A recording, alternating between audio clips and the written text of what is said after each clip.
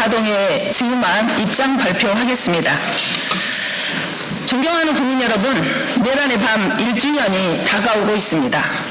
잠 못 이루던 1년 전 12월 3일의 기억은 떠올리기조차 싫습니다. 그러나 안타까운 것은 내란 발발 1년이 다 되어가는 이 시점에도 초조하고 불안한 마음이 지속되고 있다는 것입니다. 아직도 자신이 대통령인 줄 착각하고 있는 내란 속의 윤석열의 오만한 태도, 내란 재판의 파행과 지지부진한 내란 청산 작업, 그리고 여전히 건재한 내란 본산 국민의힘, 기각되는 구속영장, 윤 어게인을 외치는 극우 세력의 망동 등 내란 스트레스가 여전히 해소되지 못하고 있기 때문입니다. 참으로 통탄할 일이지만 이러다 정말 반민특위와의 비극이 반복되는 것은 아닌지 의구심마저 들고 있습니다. 완전히 파괴가 있어야 비로소 전면적 재건이 있을 수 있습니다.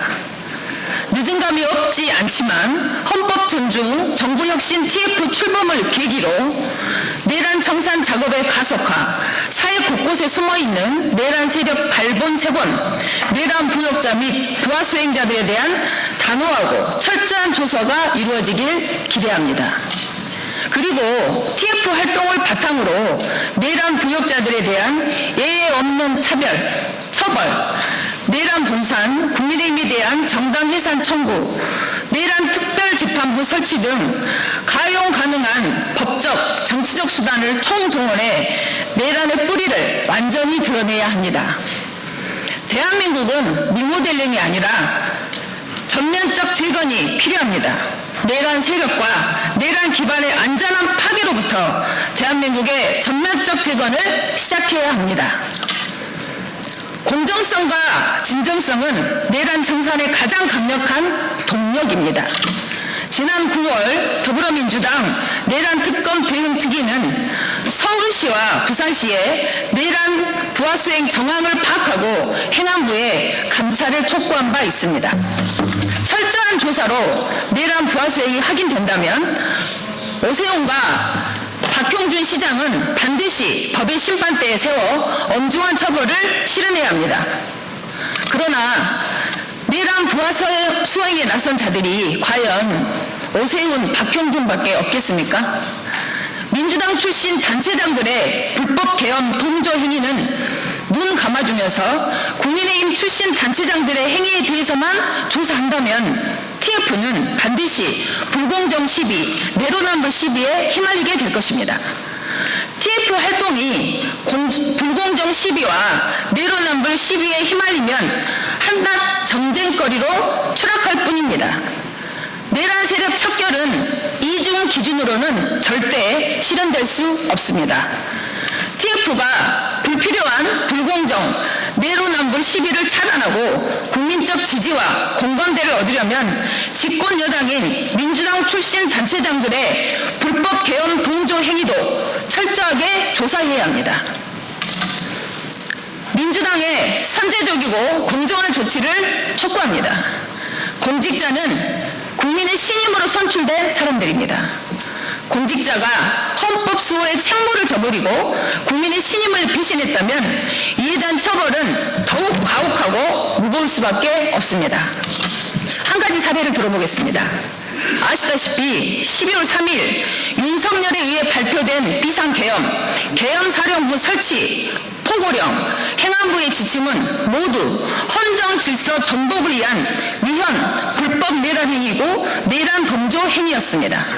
그러나 언론 보도를 통해 알려진 바 민주당 출신 전북도지사는 신변의 위협에도 불구하고 헌법 정신을 지키기 위해 나선 경기도도지사나 광주광역시장에 행보하는 대조적으로 계엄사령부의 통제와 행정안전부의 지침에 따라 도청과 각 시군 청사 폐쇄 조치를 적극적으로 수행했습니다. 민주당 소속 대부분인 전북도 관내에 14개 시군 단체장 또한 행안부의 불법적 지침을 충실히 따랐습니다. 제주도지사 또한 계엄 당시 부재와 청사 폐쇄로 부역 논란의 중심에 서 있습니다. 여기에 더해 민주당 소속인 전남 강진군, 충북 진천군은 계엄 해제 이후에도 촛불 시위 참여를 금지하고 시위 동향 파악 지시 공문까지 내렸습니다. 그러나 사례로 든 민주당 출신 공직자들은 반성은커녕 지침이라 어쩔 수 없었다는 등 하나같이 비겁한 변명만 늘어놓고 있습니다. 이들이 과연 공직자의 자격이 있습니까? 적극적이든 소극적이든 단체장들이 내란 부하 수행에 조금이라도 참여했다면 그들은 이미 공직자의 자격이 없는 사람들입니다. 민주당 정청래 대표는 그 숫자가 몇이 되든 조금이라도 내란 부하 수행에 동조에 나선 자당 소속의 광역 기초단체장들이 있다면 선제적으로 엄중한 처벌과 공천 배제 방침을 밝힘으로써 내란 세력 청산에 대한 진정성과 공정성을 입증해야 할 것입니다. 존경하는 국민 여러분, 아시다시피 몇 개월 있으면 본격적으로 지방선거 국면에 돌입합니다. 바꿔서 말하면 이번 TF 활동이 내란 세력 완전 청산의 마지막 기회라고 할 수 있습니다. 이번 기회를 날리면 내란 세력 완전 청산은 물거품이 되고 말 것입니다. 내란 세력에 맞서 응원봉을 들고 싸웠던 새로운 대한민국의 열망이 미완의 역사로 기록되지 않도록 국민 여러분의 많은 관심과 지지를 부탁드립니다. 저와 진보당도 완전한 내란 청산과 새로운 대한민국을 위해 국민 여러분과 함께 하겠습니다. 네, 고맙습니다.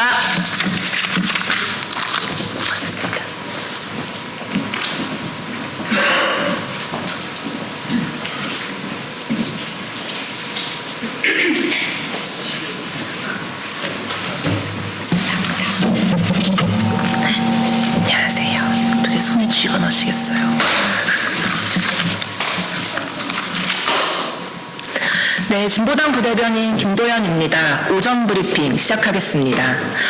고비 넘긴 서울시의 학생 인권 조례, 이제는 전국으로 확대합시다. 서울시의 학생 인권 조례 폐지 위기는 일단 한 고비 넘겼습니다. 26일까지였던 의결 기한까지 안건이 상정되지 않았기 때문입니다. 참으로 다행입니다. 하지만 아직 불안한 감정을 지울 순 없습니다. 국민의힘 의원이 발의했던 폐지안은 지난 4월 본회의를 통과했었고 이에 대한 집행정지가 대법원에서 심리 중이기 때문입니다. 대법원의 판단에 따라 폐지 혹은 존치 여부가 결정될 것입니다. 진짜 문제는 청소년의 입장은 전혀 듣지 않고 일방적으로 인권 조례를 폐지하느니 마느니 하는 기득권 정치인들의 행태입니다. 학생인권 조례는 지자체에서 청소년의 인권을 지킬 수 있는 최소한의 장치입니다. 바로 어제 알려진 서울소년원의 얼차려 가혹행위만 보더라도 성찰 자세라는 서울소년원에서 오랫동안 말을 듣지 않는다, 기분이 나쁘다 라며 그러한 이유로 생활지도실로 청소년을 데려가 일명 얼차려를 주거나 정강이를 발로 차 밀어 넘어뜨리거나 엎드려 뻗쳐 시키기 등을 강요당했다는 제보가 있었습니다. 청소년들이 가장 집단으로 많이 모여있는 학교에서나마 인권을 지키고 청소년 자신도 소중한 존재임을 배울 수 있게 하는 것이 학생인권 조례입니다. 진보당은 내년 지방선거에서 학생인권 조례 제정을 전국 확대할 것을 요구할 것입니다.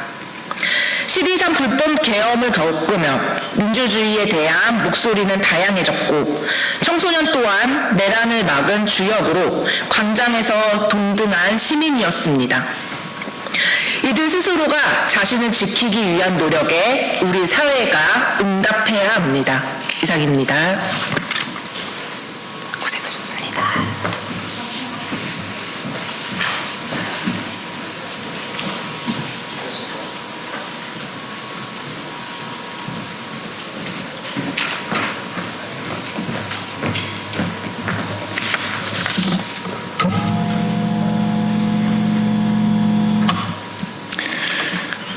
진보당 모두를 위한 서울 특위장 이상주입니다. 내란 주범 김용희 의원의 변호사들이 재판부를 조롱 공격하고 법정을 모욕한 혐의로 고발되었습니다. 단순한 법정 소란을 넘어 사법부에 대한 근본적 도전, 법치주의 훼손이라며 법원 행정처가 나섰고, 민주당에서는 사법부가 자초한 일이라며 조의대를 겨냥한 사법개혁에 열을 올리고 있습니다. 아쉽게도 법원 행정처 민주당 모두 사태의 본질을 엉뚱하게 짚어 초점을 흐리고 있습니다. 조의대는 이재명 후보의 자격을 박탈해서 내란 세력 재집권을 획책한 자이며, 지휘원은 내란 숙의 윤석열을 풀어준 자입니다. 이들이 판사 측에서 움직였다면 검사 측에서는 심우정 같은 자들이, 변호사 측에서는 이번 사건에서 모습을 드러낸 이하상 권우원 같은 자들이 포진해 있습니다. 판사, 검사, 변호사라는 다른 이름을 쓰고 있을 뿐 사회 지도층 지체 높은 법조인이라는 명망하에 헌정 질서의 정면으로 맞서는 내란 후속범들입니다. 빙산 일각에 현혹되지 말고 빙산 전체를 봐야죠. 국민의힘이 황교안을 끌어들이고 윤어게인을 외치며 내란의 귀환에 전력을 기울이는 배경에는 우리 사회 곳곳에 동조 세력, 내란범들이 건재하고 이들이 끈질기게 권력 탈환을 노리기 때문입니다. 사법부의 자업자득 한가한 소리입니다. 이건 사법부 내부 쟁투나 권위 실추의 문제가 아닙니다. 대북 도발까지 실행하며 말 안 듣는 모든 세력, 심지어는 자기 당 대표마저 살해해서 권력을 유지하려는 자들이 여전히 칼을 겨누고 있습니다. 윤석열이 집권 시절 검사들을 풀었습니다. 이재명 대표에게 사법 리스크 프레임을 씌워 정치 생명을 끊으려고 광기를 부리자 생각지도 못한 일이 벌어졌습니다. 광신도 같은 추종자가 나타나 이재명 대표에게 실제 칼을 휘둘렀습니다.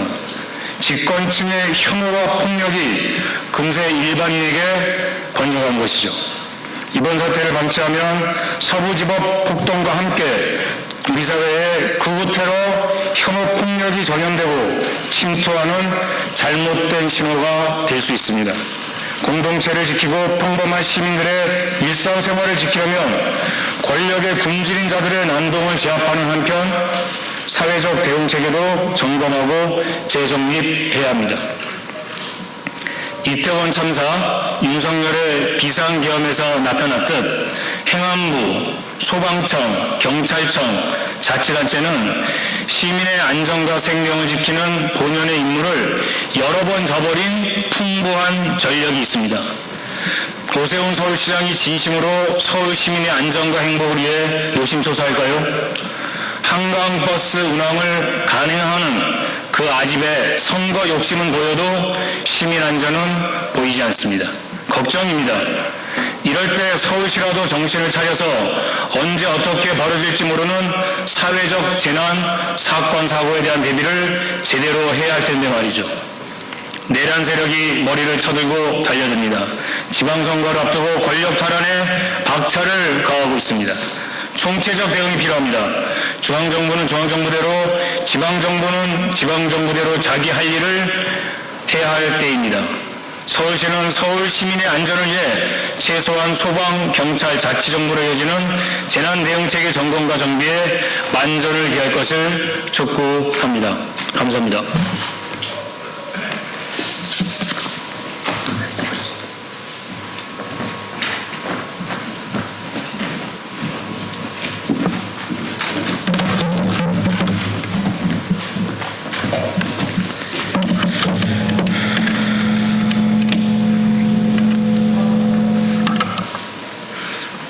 네, 진보당 국회의원 손소리입니다. 진보당 집걱정 없는 나라 만들기 특별위원회 위원장으로 진보당의 7대 정책 제안 기자회견을 말씀드리겠습니다. 무주택자, 세입자, 청년의 감당 가능한 주거를 위한 진보당의 7대 정책을 제안합니다. 최근 10여 년간 소득 불평등은 다소 개선됐지만 부동산을 중심으로 한 자산 불평등은 되려 심화됐습니다. 이래서 버는 돈으로는 집 한 채가 낳는 불로소득을 결코 따라잡을 수 없어서 국민들은 대출을 받고 전세를 끼고서라도 서울에 집을 사야 한다는 강박에 쫓기고 있습니다. 보유세 강화를 더 이상 미뤄서는 안 됩니다. 한국의 보유세 실효세율은 OECD 평균의 절반도 안 됩니다. 세 부담이 낮을수록 기대 수익률은 높아집니다. 세제 개편을 망설이다간 11호 대책으로 잠깐 막아놓은 투기 수요가 언제 어떤 방법으로 다시 폭발할지 모를 일입니다.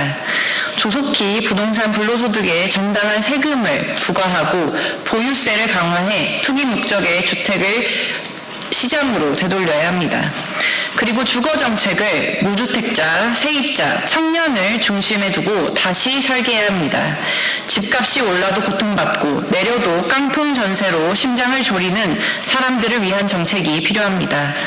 작년 서울 무주택 청년 가구 수가 역대 최대입니다. 전국으로 확대해도 청년 가구의 주택 소유율은 역대 최저치입니다. 지난달 서울 10평 이하 원룸의 평균 월세는 보증금 1,000만 원에 73만 원입니다. 여기에 관리비, 공과금까지 포함하면 월급 250만 원을 받아도 주거비로만 3분의 1 넘게 빠져나가는 셈입니다. 집 없는 청년 세입자들의 부담은 이미 한계입니다. 진보당은 무주택자, 세입자, 청년의 감당 가능한 주거를 위한 7대의 정책을 제안합니다. 첫째, 적정 임대료 제도와 전월세 인상 상한제로 임대료를 강력히 규제합시다. 둘째, 현재 1회 허용된 계약 갱신 청구 권리를 회수 제한 없이 허용해 세입자의 계속 거주권을 보장합시다. 셋째, 꼼수 월세나 다름없는 관리비 규제합시다. 넷째, 주거비 지원 대상과 금액을 늘립시다. 다섯째, 세입자 보호 장치를 강화합시다. 여섯째, 살만한 집의 기준을 마련합시다. 일곱째, 수요에 맞는 공공임대주택을 소득 연계형 임대료로 공급합시다. 집이 있든 없든 전세에 살든 월세에 살든 누구나 적절한 품질의 주택에서 감당 가능한 비용으로 쫓겨날 위험 없이 살아야 진짜 서민 주거 안정입니다. 진보당은 모든 사람이 집 걱정 없는 대한민국을 만들기 위해 정부와 여당의 보유세 개편과 무주택자, 세입자, 청년을 위한 7대 정책을 빠르게 논의할 것을 제안합니다. 네, 이상 마치겠습니다. 감사합니다.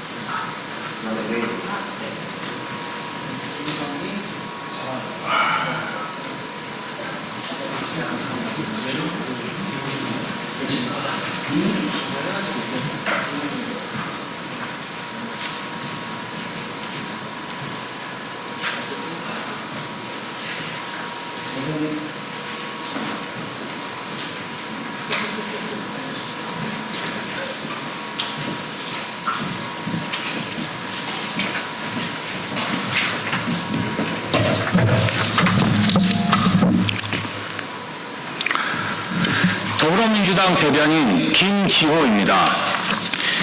장동혁 대표의 추경호 감싸기, 국민의힘은 부끄럽지도 않습니까?